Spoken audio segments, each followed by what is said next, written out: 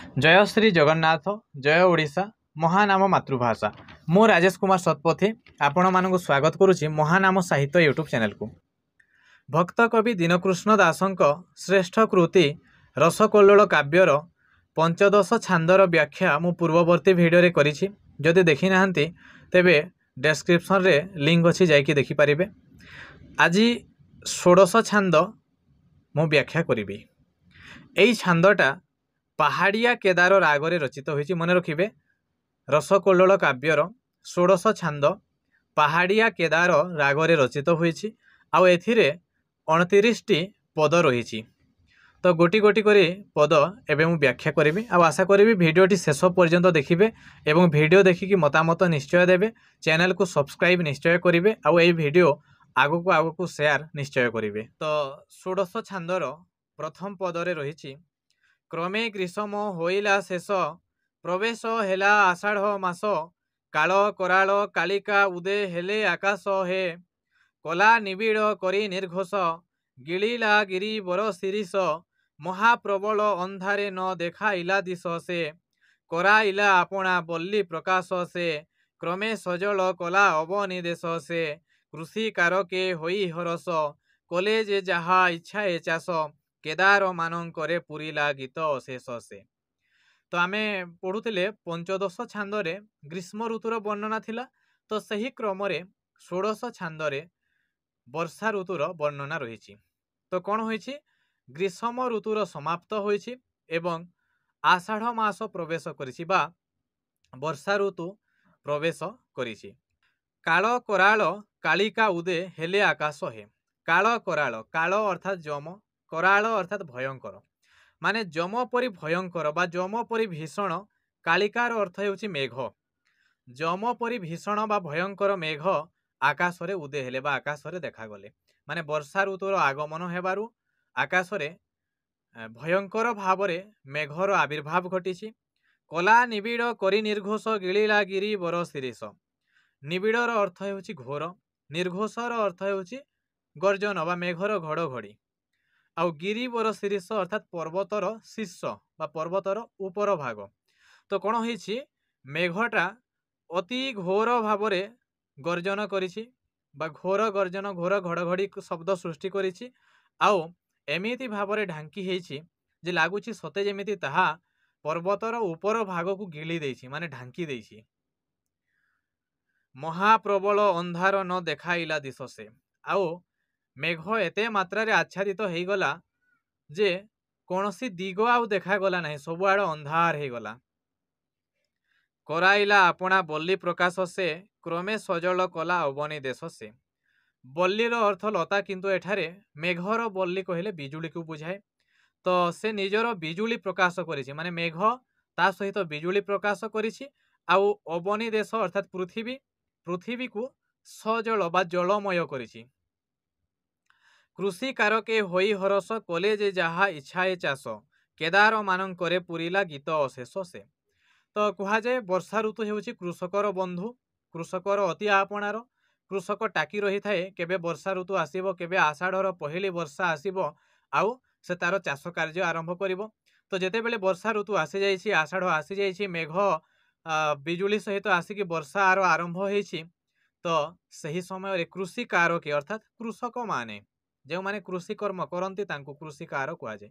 तो कृषक माने आनंद होइकी हरस होइकी जी जहा इच्छा रे जो चाष करने कथा से चाष आरंभ कर देछंती आउ केदार मानकरे अर्थात शस्य क्षेत्र मानकरे बा खेत मानकरे गीत सब पूरी आसी माने आम ओडिया कृषक मानकर गोटे परंपरा प्राचीन परंपरा कृषक संगीत बा हलिया गीत।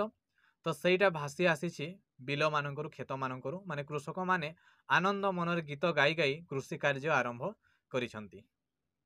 तापरे द्वितीय पदरे रहिछि कूलटा प्राय कूल बुड़ाई बढ़िले नदी प्रबल होई पासे काहाकू नदेले थोई चंचल होई से कूल पालिका प्राय दीर्घिका कूलकू रखी रहिले एका कोक मिथुन उरज घन रसकू पाई से कमलरे बुड़िले कमल वंश जे कले गमन मानसर को हंस जे कच्छप मत्स्य मंडूक मत्त होई रचिले सुखरे रत क्रौंच सारस बलाका वंश हेले उल्लास से। तो वर्षा ऋतु कौन होइछि वर्षा ऋतुर दृश्य अति चमत्कार भावरे अति जीवंत भावरे कवि दीनकृष्ण दास वर्णना करुछंती। से कहउछंती कूलटा प्राय कूल बुड़ाई। कूलटा अर्थात भ्रष्टा नारी भ्रष्टा स्त्री बा असती स्त्री। तो से जेमिति कूल बुड़ेकी विभिन्न काम करिथाए ठीक सही भली नदी माने भी कूलटा भली होइछंती आ कूल बुड़ेकी गति करिछंती। बढ़िले नदी प्रबल होई अति प्रबल होई कि नदी माने कूलटा नारी परि बा भ्रष्टा नारी भली गति करिछंती प्रखर बेगरे। पासे काहाकू नदेले थई चंचल होई से एते चंचल भावरे एते प्रखर भावरे गति कले जे तांको पाखरे काहाकू भी से आउ रखी देले नहीं। माने नदी कूलरे बा नदी पाखरे जहाँ भी थिला ताकू नहीं कि से माने आगो माने बहुत बेगरे आगे गले। कूलपालिका प्राय दीर्घिका। कूलपालिका अर्थात कूलबधू बा सती नारी।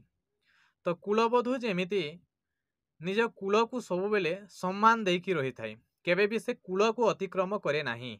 माने कूलटार ठीक विपरीत कूलटा से कूल को अतिक्रम करे किंतु कूलपालिका बा कूलबधू बा सती नारी से कूल को अतिक्रम करे नाही। तो सती नारी भली किए अछि दीर्घिका। दीर्घिकार अर्थ होछि पोखरी बा पुष्करिणी। कूल को रखी रहिले एका माने नदी माने जेमिति कूलटा भली माड़ी बसिले पोखरी माने सेमिति होई नांदी। पोखरी माने कूलबधू जेमिति निज कूल को जगी की रहिता कूल डेईकी केबे जाएनी कूल को अतिक्रम करेनी ठीक सही भली पुष्करिणी माने जेते वर्षा हेले भी निज कूल को अतिक्रम करिकी जानती नाही। से माने सेमिति ही कूल को जगी की रहिले। कोक मिथुन उरज घन रस को पाई से। कोक मिथुन अर्थात चक्रवाक चक्रवाकी पक्षी जुगल एमाने सबु बेले पाखापाखि मिलित होइकी ही रहंती जुग्म भावरे रहंती। तो से माने एई घन रस को पाई बा वर्षा जल को पाइकी बहुत उपभोग करिसंती बहुत उल्लासित होइसंती। कमलरे बुड़िले कमल वंश जे। कमलरे अर्थात जलरे कमल वंश अर्थात पद्मवन बा पद्म फूल माने जलरे बुड़ी जाइछंती। कले गमन मानसर को हंस जे। हंस माने मानसरोवर को गमन करिसंती मानसरोवर को चली जाइछंती। कच्छप मत्स्य मंडूक मत्त होई रचिले सुखरे रत।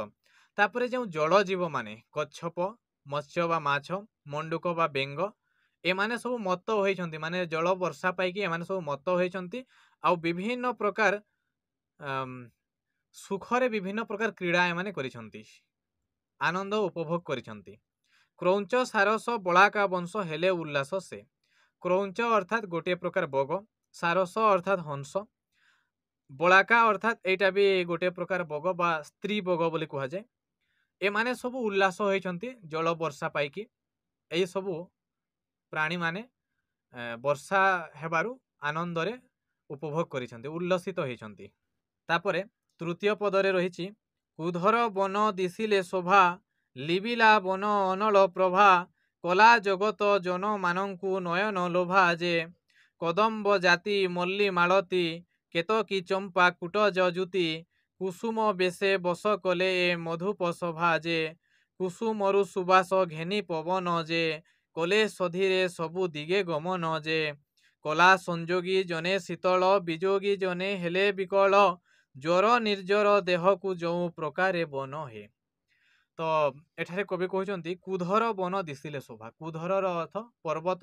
तो पर्वत माने आउ वन माने सुंदर दिसिछंती शोभामय दिसिछंती काहेकि लिबिला वन अनल प्रभा। ग्रीष्म ऋतुरे जो वनाग्नि सबु थिला वनरे जो निया लागि थिला जलर आगमन बा वर्षार आगमन जोगु सेटा सबु लिभि जाइछि आ सबुआडे सबुजिमारे परिपूर्ण हो जाइछि। तेणु जंगल बा अरण्य एवं पर्वत सबु शोभामय बा सुंदर देखा गले।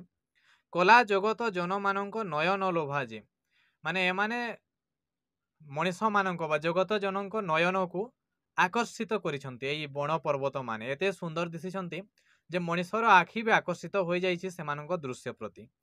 कदम्ब जाति मल्ली मालती केतकी चंपा कुटज ज्योति। तो एटा फूल मानकर नाम वर्षा ऋतुरे विभिन्न प्रकार फूल फुटिछि। तो या भितरे गोटे शब्द अछि जाति। जातिर अर्थ होछि जाई फूल आउ गोटे रहिछि कुटज। कुटजर अर्थ होछि गिरिमल्ली आउ ज्योतिर अर्थ होछि जुई। तो कदम्ब जाई जुई मल्ली मालती केतकी गिरिमल्ली चंपा एई सबु फूल फुटिछंती वर्षा ऋतुरे आउ एमानंकर बेशरे बस होइछंती केउ माने मधुप माने भ्रमर माने फूल मानंकर बेशरे बस होइछंती बा बसीभूत होइछंती आउ सभा करिछंती मधुप सभा हेछि माने भ्रमर मानंकर सभा होइछि बा भ्रमर माने एई फूल मानंक प्रति आकर्षित होइकि से आड़कू उड़ी जाइछंती कुसुमरु सुबास घेनी पवन जे तापरे एई फूल मानंकर सुंदर बास्ना को ग्रहण करि नैछि किए पवन आउ विभिन्न दिग को ताकू संचारित कर देछि कले सधीरे सबु दिगे गमन जे तो एई फूलर महक को फूलर सुंदर बास्ना को निज साथी रे नेकी पवन सबुआडे संचरित कर देछि सबुआडे महक खेलाई देछि कला संजोगी जने शीतल बिजोगी जने हेले विकल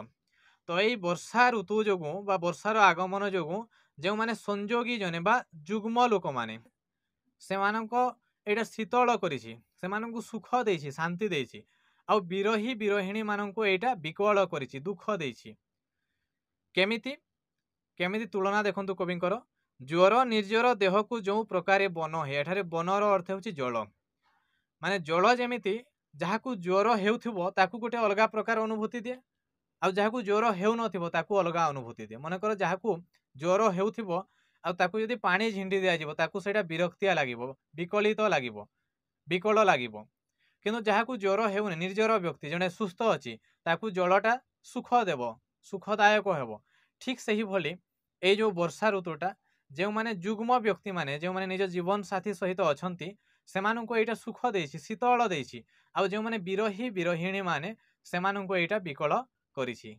तापरे चतुर्थ पद कले तांडव मध्य पांडव बिटपी सिरे मार्जार रब काल कंटक डाक बढ़िला काम उत्सव जे कुलिस पड़े अति निबिड़े पर्वत गंड शैल झड़े कामी कामिनी लगाई कोड़े करंती भाव जे कौ विदेशी विदेशरु बाहुड़े जे कामे कातर होई निश्वास छाड़े जे करई पुणी मने विचार की करुथिब बांधवी मोर कर्म अबले पड़िला हेले काम हाबड़े से कले तांडव मध्य पांडवर प्रकृत अर्थटा अर्जुन किंतु एठारे मध्य पांडवटा मयूर को बुझाऊछि मध्य पांडव होछि मयूर तो मयूर नृत्य करिछि तांडवर अर्थ होछि नृत्य तो आमे समस्ते जानिछे कला मेघ को देखिले मयूर नाचे एटा पिला दिनरु पढ़ी आसीछे तो वर्षा ऋतुरे मेघ को देखिकी मयूर नाची उठिछि बिटपी सिरे मार्जार रब बिटपी अर्थात गछ गछ ऊपर चढ़ी जंगली बिराड़ी माने बा बण बिराड़ी माने तांको केली करिसंती जहाँ से माने राब सृष्टि करिसंती काल कंटक डाक बढ़िला काल कंटकर अर्थात डाहुक डाहुक डाक देइछि आउ काम उत्सव अर्थात कंदर्पर क्रीड़ा भी सृष्टि हेछि बढ़िछि कुलिस पड़े अति निबिड़े कुलिसर अर्थ वज्र निबिड़ेर अर्थ घन घन घन बिजुली मारे घन घन वज्रपात हुए पर्वत गंड शैल झड़े पर्वतरु कौन होइछि गंड शैल बा बड़ बड़ पहाड़ बड़ बड़ पत्थर खंड सब तलकू खसी पड़ी पर्वतरु कामी कामिनी लगाई कोड़े करंती भाव जे तो कामी एवं कामिनी माने परस्पर को कोड़ करिकी बा परस्पर को पाखे पाखे आलिंगन करिकी तांकर भाव करंती तांकर रति क्रीड़ा करंती तांकर प्रेम लीला करंती कौ विदेशी विदेशरु बाहुड़े जे तो एई समय रे कोनोसी विदेशी बा बाहरे रहुतवा व्यक्ति विदेशरु फेरी आसे कामे कातर होई निश्वास छाड़े से तो जेते बेले से विदेशरु फेरुची काम रे से कातर होई पड़े कंदर्प पीड़ारे व्यतिव्यस्त होई पड़े आउ करई पुणी मने विचार की करुथिबो बांधवी मोर फेरिबा समय रे से ता बांधवीर कथा विचार करी करी आसे माने मो बांधवी घरे एकाकिनी हेकी कौन करुथिबो सही कथा भाविकी सही कथा विचार करिकी से फेरु थाए कर्म अबले पड़िला हेले काम हाबड़े से हेलेर अर्थ होछि सहजरे काम हाबड़ेर अर्थ होछि कंदर्प सम्मुखरे माने कर्मर अबलरे से कंदर्प हाबुड़े पड़ जाइए माने ता भितरे काम प्रवृत्ति जात हो जाइए आउ तापरे कौन हो देखा के केकी केका शुणी ताटका होई पथरे गमंते एका ବୋଲୋଇ ଡୋକା ଉପରେ ମୋତେ ହୋଇଲା ଡୋକାରେ। କାମ ଝମକ ମେଘ ଦମକ ମଣ୍ଡୁକ ମୁହାଁ ଡାକ ଚମକ ଏକେ ଏକେ ଏ ପ୍ରିୟା ହୃଦୟ ଚମକ ଟେକାରେ। କିଆଁ ଅନାଇ ହିଆ କମ୍ପାଇ ପୁଣି ସେ କ୍ରୋଧ କରି କପାଳେ ମାରଇ ପାଣିରେ। କଷ୍ଟେ ଚାଲଇ ବସଇ ପୁଣି ଚିନ୍ତା କରଇ ମୁରଲି ପାଣି କଚାଡ଼ି ହୋଇ ଦଣ୍ଡ ଦଣ୍ଡକେ ପଡ଼େ ଧରଣୀ ଯେ। ତ ଆଉ କେଉଁ ପଥିକର ପରିସ୍ଥିତି କ'ଣ ହେଇଛି? କେ କେକି କେକା ଶୁଣି ତା ଟକା। କେକି ଅର୍ଥାତ୍ ମୟୂର, କେକା ଅର୍ଥାତ୍ ମୟୂରର ଶବ୍ଦ। ତ ଆଉ କେଉଁ ପଥିକ ମୟୂରର ଶବ୍ଦ ଶୁଣିକି ତା ଟକା ହୋଇଛି। ତା ଟକା ଅର୍ଥାତ୍ ଆଶ୍ଚର୍ଯ୍ୟ ହୋଇଛି। ହୋଇ ପଥରେ ଗମନ୍ତେ ଏକା, ତ ସେମିତି ଆଶ୍ଚର୍ଯ୍ୟ ହୋଇକି ସେ ଏକା ଏକା ରାସ୍ତାରେ ଗମନ କରୁଛି ବା ରାସ୍ତାରେ ଯାଉଛି। ବୋଲୋଇ ଡକା ଉପରେ ମୋତେ ହୋଇଲା ଡକା ସେ, ତ ସେ କେକିର ରାବଟା ତାକୁ ଲାଗୁଛି ଯେ ଏଇଟା ପ୍ରକୃତରେ ମୟୂର ରାବ କରୁନି, ଏଇଟା ତାକୁ ଡକା ଯାଉଛି, ତା ପାଇଁ ଗୋଟେ ଏଇଟା ଡାକ, ତାକୁ କିଏ ଜଣେ ଡାକୁଛି। ଡାକ ଉପରେ ଡାକ ମାନେ ତାକୁ ବାରମ୍ବାର କେହି ଜଣେ ଡାକୁଛି। କାମ ଝମକ ମେଘ ଦମକ ମଣ୍ଡୁକ ମହା ଡାକ ଚମକ। କାମ ଝମକର ଅର୍ଥ ହେଉଛି କାମର ଧମକ ବା କାମର ଜଞ୍ଜାଳ। ମେଘ ଦମକ ଅର୍ଥାତ୍ ମେଘର ଘଡ଼ଘଡ଼ି ଶବ୍ଦ। ମଣ୍ଡୁକ ମହା ଡାକ ଚମକ ଅର୍ଥାତ୍ ବେଙ୍ଗମାନଙ୍କର ରଡ଼ି। ଆମେ ଜାଣିଛେ ବର୍ଷା ଦିନରେ ବେଙ୍ଗମାନେ ରଡ଼ି ଛାଡ଼ନ୍ତି। ତ ଏଇ କାମର ଝମକ, ମେଘର ଘଡ଼ଘଡ଼ି ଶବ୍ଦ ଆଉ ବେଙ୍ଗମାନଙ୍କର ରଡ଼ି ତାକୁ କେମିତି ଲାଗୁଛି? ତାକୁ ଲାଗୁଛି କି ଏଇ ସବୁ ଶୁଣିକି ତା ପ୍ରାଣପ୍ରିୟା କ'ଣ ହେଉଥିବ? ଚମକି ଯାଉଥିବ। ଏକେ ଏକେ ପ୍ରିୟା ହୃଦୟ ଚମକ ଟେକାରେ।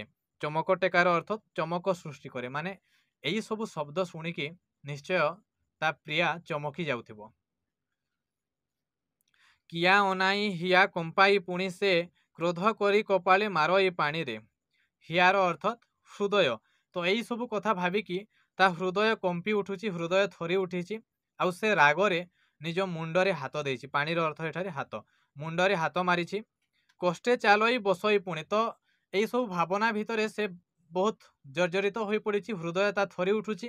ତ ବହୁତ କଷ୍ଟରେ କିଛି ପଥ ଚାଲୁଛି, ପୁଣି ପଥରେ ବସି ଦେଉଛି। କେତେବେଳେ ସେ ମୁରଲି ପାଣି ବା ଶ୍ରୀକୃଷ୍ଣଙ୍କୁ ସ୍ମରଣ କରୁଛି, ଆଉ କେତେବେଳେ ସେଇ ଧରଣୀ ଉପରେ ବା ପୃଥିବୀ ଉପରେ କଚାଡ଼ି ହେଇକି ପଡ଼ିଯାଉଛି। କଚାଡ଼ି ହୋଇ ଦଣ୍ଡ ଦଣ୍ଡକେ ପଡ଼େ ଧରଣୀ ଯେ। ତାପରେ ଷଷ୍ଠ ପଦ, କେବଳ ଏ ଘନା ଘନକୁ ଚାହିଁ ଏ ଘନା ଘନ ରଖିବ ନାହିଁ। କନ୍ଧରେ ଘନା ଘନ ଅନୁଜ ସୁତକୁ ବହି ସେ। କି କରି କରୁଅଛି ଗମନ କି ଦିଶୁଛି ବକ ଦଶନ। ଝର ପରାଏ ସଲିଳ ମୟେ ପଡ଼ୁଛି ବହିରେ। କି କରିବି ଏବେ ମୁଁ ପଶିବି କାହିଁରେ। କାନ୍ତା କୁଚ ପର୍ବତ କନ୍ଦର ନାହିଁରେ। କଳିତ କରି ଇନ୍ଦ୍ର କୋଦଣ୍ଡ କରକା ବଳି ହାବଡ଼ା କାଣ୍ଡ। ସନ୍ଧି ଯେ ବିନ୍ଧି ଆସୁଛି ମାର ଉପ୍ରଧ ନାହିଁରେ। ତ ଏଠାରେ ପ୍ରଥମ ପାଦରେ ତିନୋଟି ଘନା ଘନ ଶବ୍ଦ ଅଛି। ତ ପ୍ରଥମେ ସେଇଟା ଜାଣିବାକୁ ହେବ। ପ୍ରଥମ ଘନା ଘନଟା ହେଉଛି ମେଘ, ଦ୍ୱିତୀୟ ଘନା ଘନଟା ହେଉଛି ମତ୍ତହସ୍ତି, ଆଉ ତୃତୀୟ ଘନା ଘନଟା ହେଉଛି ଇନ୍ଦ୍ର। ତ କେବଳ ଘନା ଘନକୁ ଚାହିଁ ମାନେ ଆଉ କେଉଁ ପଥିକ ମେଘକୁ ଚାହିଁକି କହୁଛି ଯେ ଏ ଘନା ଘନ ରଖିବ ନାହିଁ, ଏ ଆଉ ମତ୍ତହସ୍ତି ମାନଙ୍କୁ ରଖେଇ ଦେବ ନାହିଁ। ମାନେ ଏଇ ଯେଉଁ ମେଘଟା ଉଠେଇଛି ଇଏ ଏମିତି ମାତ୍ରାରେ ଏବେ ବର୍ଷା ହେବ ଯେ ମତ୍ତହସ୍ତି ମାନେ ବି ଆଉ ରହିବେ ନାହିଁ, ସେମାନେ କୌଣସି ଜାଗାରେ ନିଶ୍ଚଳ ନୀରବ ହେଇକି ଲୁଚିଯିବେ। କନ୍ଧରେ ଘନା ଘନ ଅନୁଜ ସୁତକୁ ବହିରେ। ତାପରେ ଏଠାରେ ଘନା ଘନ ଅର୍ଥାତ୍ ଇନ୍ଦ୍ର। ତ ଘନା ଘନ ଅନୁଜ ସୁତ ବା ଇନ୍ଦ୍ରର ଭାଇର ପୁଅ। ତ ଏଠାରେ ଇନ୍ଦ୍ରର ସାନ ଭାଇ ଶ୍ରୀକୃଷ୍ଣ ଆଉ ଶ୍ରୀକୃଷ୍ଣଙ୍କ ପୁତ୍ର କନ୍ଦର୍ପ ବା ପ୍ରଦ୍ୟୁମ୍ନ। ତ କି କନ୍ଧରେ ଘନା ଘନ ଅନୁଜ ସୁତକୁ ବହିରେ।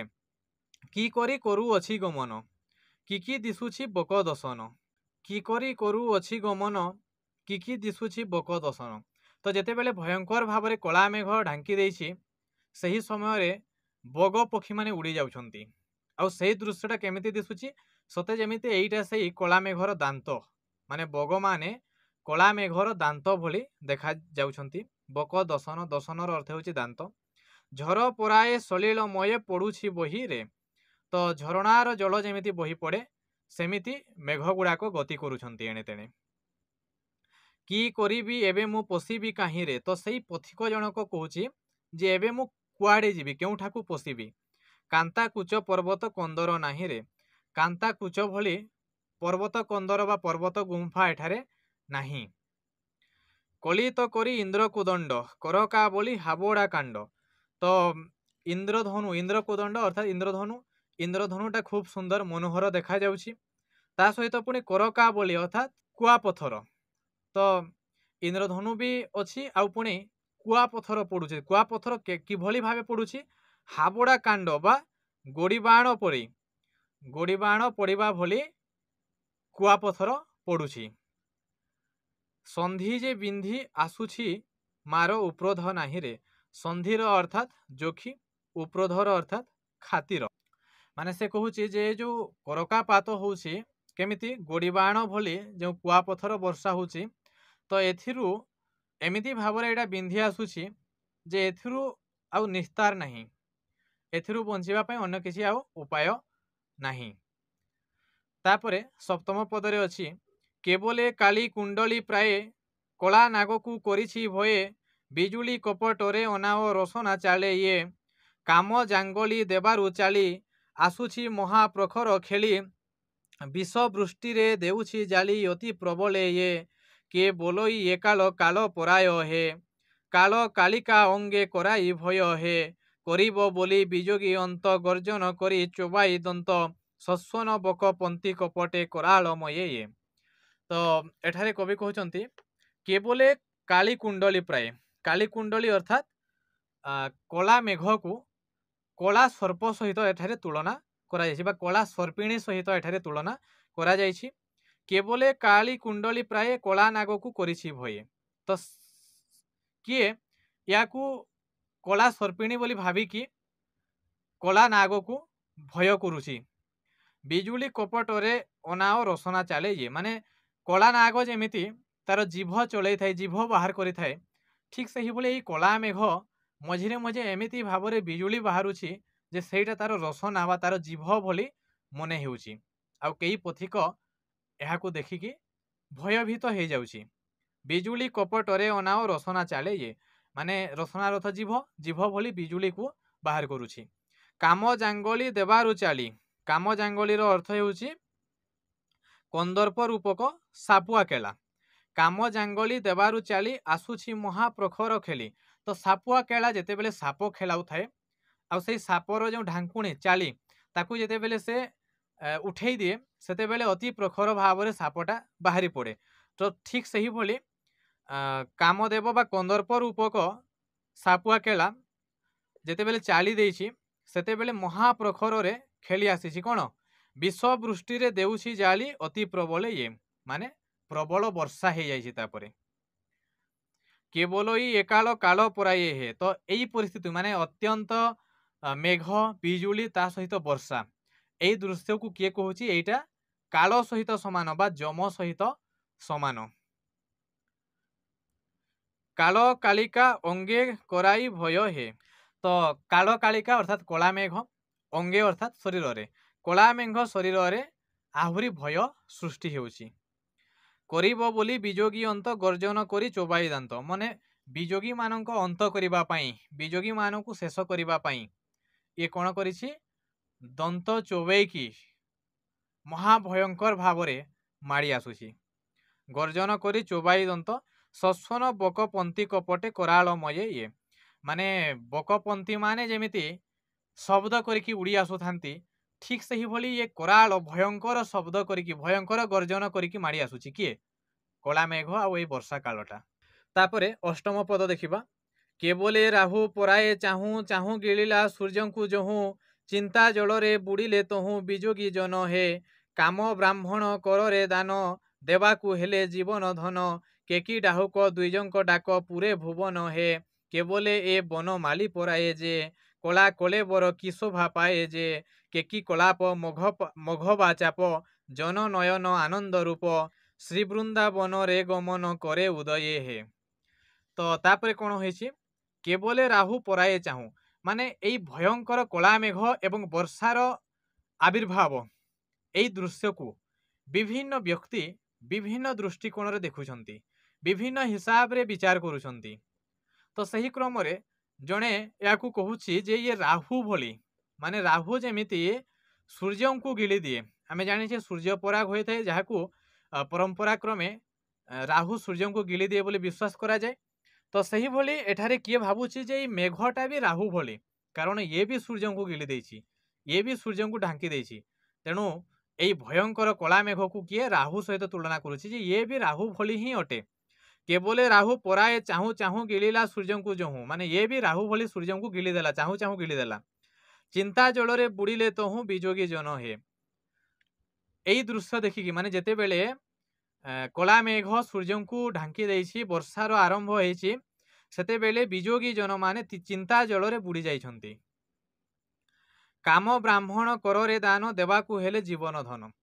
तो सूर्य पराग जेते बेले हुए बा राहु जेते बेले सूर्य को ग्रास करे सेते बेले ब्राह्मण मानकू दान दक्षिणा करंती, आउ एथिरे पुण्य अर्जन हुए बोली विश्वास रहिछि। तो एठारे कवि कहउचंती माने काम ब्राह्मण करे दान माने बिजोगी जन माने काम रूपक ब्राह्मण हस्तरे जीवन रूपक धन दान कले। बिजोगी जन माने काम रूपक ब्राह्मण हातरे जीवन रूपक धन दान कले। केकी डाहुक द्विजंक डाक पुरे भुवन हे। तो केकी अर्थात मयूर, मयूर डाहुक आदि द्विज, द्विजर अर्थ ब्राह्मण भी आउ पक्षी भी। द्विज तार यदि आमे आक्षरिक अर्थ देखिबा जी दुई थर जन्म हुए ताकू द्विज कहा जाए। तो ब्राह्मण मानू भी द्विज कहा जाए, आ पक्षी मानू भी द्विज कहा जाए। तो एठारे एटा पक्षी मानू बुझाऊछि। केकी डाहुक आदि पक्षी मानकर डाकरे भुवनटा परिपूर्ण हो गला बा से पृथ्वीटा परिपूर्ण हो गला। केवल ए बनमाली पराए जे तापर देखंतु सही कला मेघ को किसी जन भीम भयंकर भाव में वर्णना करुछंती, किसी जन ताकू राहु सहित तुलना करुछंती, किसी जन ताकू कला सर्प सहित तुलना करुछंती, पुणी आउ किसी जन ताकू देखिकी खुशी भी होउछंती आउ भाबुछंती जे ये तो आम बनमाली, ये तो आम श्रीकृष्ण। केवल ए बनमाली पराए जे, बनमाली अर्थात श्रीकृष्ण, एई कला मेघ तो आम श्रीकृष्ण भली देखा जाउछि। कला कले बोरे कि शोभा पाए जे, श्रीकृष्ण जेमिति कला देहरे शोभा पाती, कला देहरे सुंदर दिसंती, ठीक सही भली एई कला मेघर देहर रंग भी कला। तेणु ये भी कला कले बररे आम कन्हाई भली बा बनमाली भली देखा जाउछि, शोभा पाउछि। केकी कलाप मघवा चाप, श्रीकृष्ण बा बनमाली जेमिति तांको शिरोरे मयूर पुच्छ धारण करिथांती, सेमिति ये कोण धारण करिछि मघवा चाप बा इंद्रधनु धारण करिछि। मघवा चापर अर्थ हेउछि इंद्रधनु। आम श्रीकृष्ण जेमिति तांको शिरोरे सुंदर भावरे मयूर पुच्छ बा केकी कलाप धारण करिथांती, ठीक सही भली ये मघवा चाप बा इंद्रधनु धारण करिछि। जन नयन आनंद रूप, श्रीकृष्ण रूप को देखि जेमिति लोके आनंदित हुअंती, ठीक सही भली एई दृश्य को देखिकी भी लोके आनंदित होउछंती। लोकंक नयन आनंदित होउछि एई दृश्य को देखिकी। श्री वृंदावन रे गमन करे उदय हे। श्रीकृष्ण जेमिति वृंदावन रे गमन करंती, ये भी सेमिति उदय हेछि, ये भी सेमिति तार रूप धारण करिछि। तापरे नवम पदरे रहिछि कोटी हरित बास बिजुली मुकुता माली बकमंडली मंद मुरली ध्वनि की कली मधुर घोष हे। करी करुणा अमृत वृष्टि रक्षा करई सकल सृष्टि कौ भगत चातक चित्त न करे तो सहे कौ विदेशी जन करिए ध्यान हे कला हरसे मंदिर को गमन हे कामिनी कोल करी भरोसा बंचिले महा सुखे बरसा विविध बंधे आरंभी निधुवन विधान से।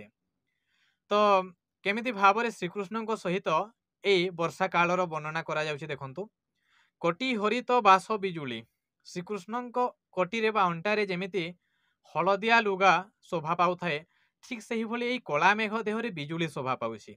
मुकुता माली बकमंडली, श्रीकृष्ण जेमिति मुक्तार माला परिधान करिथांती, ठीक सही भली एई मेघ देहरे बग माने जेतेबेले उड़ी जाउछंती मुकुता माली भली देखा जाउछंती। बकमुंडली मंद मुरली ध्वनि की कली मधुर घोष हे, एई मेघ आउ वर्षार जो मधुर शब्द एईटा भी श्रीकृष्ण मुरली शब्द सहित तुलनीय, ता सहित याकू कलना करा जाय पारे, याकू तुलना करा जाय पारे। करी करुणा अमृत वृष्टि रक्षा करई सकल सृष्टि, श्रीकृष्ण जेमिति करुणा वृष्टि करंती, ठीक सही भली ये भी कौन करुछि करुणा रूपक अमृत वृष्टि करिकी बा करुणा रूपक जल वृष्टि करिकी सकल सृष्टि को रक्षा करुछि। कहा जाए जल बिना सृष्टिनाश अर्थात ये बा ये कला मेघ आ ये वर्षा काल जलदान करिकी सारा पृथ्वीर रक्षा करुछि। कौ भगत चातक चित्त नकरे तोष हे श्रीकृष्ण जेमिति तांको भक्तजन मानक मन को तोष करिथांती संतुष्ट करिथांती तृप्त करिथांती ठीक सही भली एई कला मेघ भी तार चातक भगत मानक हृदय को तांको चित्त को संतोष करुछि तृप्त करुछि जेउ आशा नहीं से माने मेघ आड़ को अनैछंती सही आशा से पूरण करुछि। कौ विदेशी जन करी ये ध्यान हे कला हर से मंदिर को गमन हे। तो यही कथा भाविकी कौन से जड़े विदेशी जन माने यही कला मेघ को श्रीकृष्ण सहित तुलना करिकी केही जड़े विदेशी बा बाहर रोहुथिबा व्यक्ति निज घर को गमन करिछि मंदिर अर्थात निज गृह के मंदिर को अर्थात निज गृह को घर को गमन करिछि हरस चित्तरे गमन करिछि कामिनी कोल करी भरोसा बंचिले महासुखे बरसा। तो सही विदेशी लोकटा निज घर को जाइकी ता पत्नी सहित बा ता स्त्री सहित कौन करिछि अति सुखरे एई वर्षा काल को कटेइछि। विविध बंधे आरंभी निधु वन विधान से निधु बनर अर्थ होछि रति क्रीड़ा। तो विविध बंधरे अनेक प्रकार बंधरे रति क्रीड़ा करिकी एई वर्षा काल को से ता पत्नी सहित कटेइछि। तो आजिर भिडियो रे एतिकी ही केमिति लागिला निश्चय मतामत देबे आ भिडियोटी अधिकरू अधिक शेयर करिवे। परवर्ती पर्याय रे पुणी 10म पदरू आगो को व्याख्या करिवी। धन्यवाद।